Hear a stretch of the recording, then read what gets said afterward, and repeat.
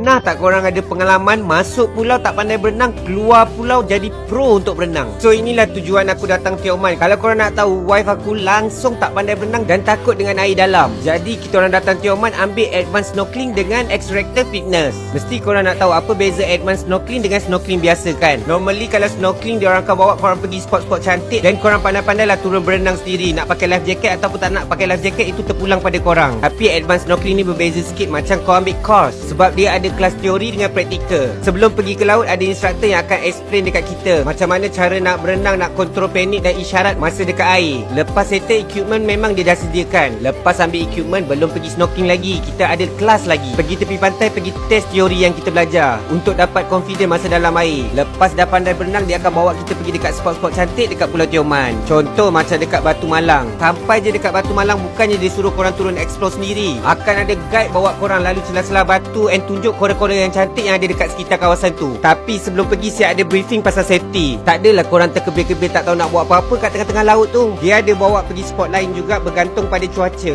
Kalau korang nak tahu, sebelum ni kalau pergi snorkeling, wife aku mesti pakai life jacket. Tapi sekarang dia lagi liar daripada aku bila kat dalam air. Baru best kalau pergi snorkeling bila korang dah pandai berenang. Untuk advance snorkeling ni, dia ambil masa 1 hari je, daripada pagi sampai petang. Harga dia $295. Kalau korang nak booking, boleh terus direct DM yang aku tag. Bagi aku ni pengalaman best lah kalau korang nak belajar berenang sambil menikmati keindahan Pulau Tioman. So macam biasa, korang jangan lupa like, comment, save video ni. Apa-apa pun, jom ikut aku travel.